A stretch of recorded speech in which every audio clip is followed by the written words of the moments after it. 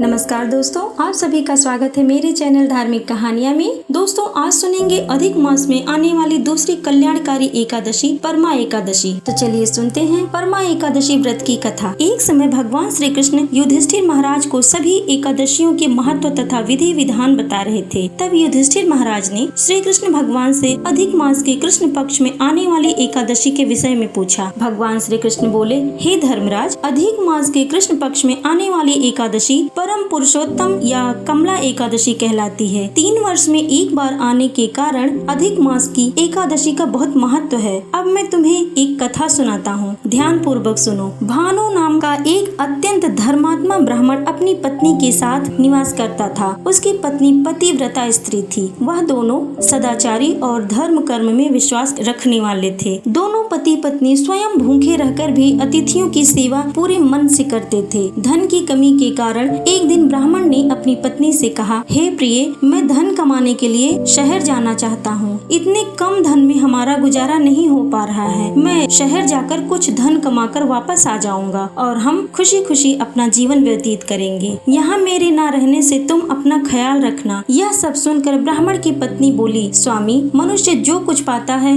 वह सब कुछ उसे उसके भाग्य से मिलता है। अवश्य ही पिछले जन्म में हमारे कुछ बुरे कर्म होंगे जिनके फलस्वरूप हमें गरीबी मिली है। हे नाथ, आप यहीं रहकर अपना ध्यान अच्छे कर्मों में लगाइए। बाकी जो प्रभु की इच्छा होगी वही होगा। पत्नी की बात सुनकर ब्राह्मण को सही लगा। उसने शहर जाने का विचार त्याग दिया। एक दिन संयोगवश मार्कंडेय ऋषि वहाँ से गुजर रहे थे। ब्राह्मण के आग्रह करने पर वह उसके घर में पधारे। महर्षि को अपने घर में देखकर दोनों पति पत्नी बहुत प्रसन्न हुए। उन्होंने मार्कंडेय ऋषि की खूब सेवा सत्कार की। दोनों पति पत्नी का सेवा भाव देखकर ऋषि बहुत खुश हुए और उन दोनों को गरीबी दूर करने के लिए अधिक मास के कृष्ण पक्ष में आने वाली परमा एकादशी का व्रत करने की सलाह दी और बोले, आप दोनों विधि विधान पूर्वक परमा एकादशी की 5 रात्रि के व्रत को आरंभ करिए। जो मनुष्य 5 दिनों तक निर्जल व्रत करते हैं वह अपने माता पिता और पत्नी सहित स्वर्ग लोक को जाते हैं। जो मनुष्य 5 दिनों तक संध्या को भोजन करते हैं वह स्वर्ग लोक जाते हैं। जो मनुष्य स्नान करके 5 दिनों तक ब्राह्मणों को भोजन कराते हैं वह समस्त संसार को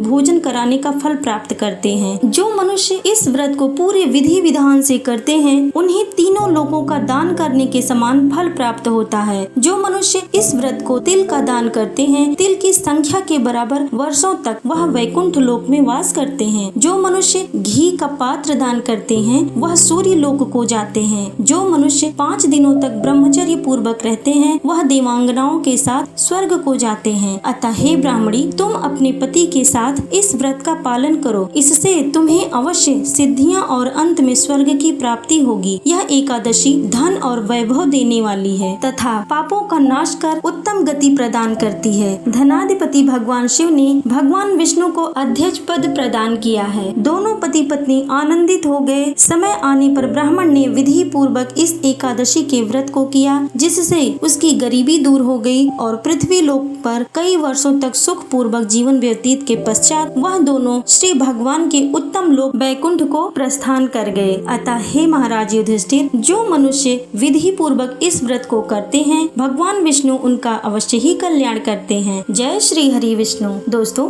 कहानी पसंद आए तो लाइक शेयर सब्सक्राइब करें और कमेंट में लिखें जय श्री हरि विष्णु। धन्यवाद दोस्तों।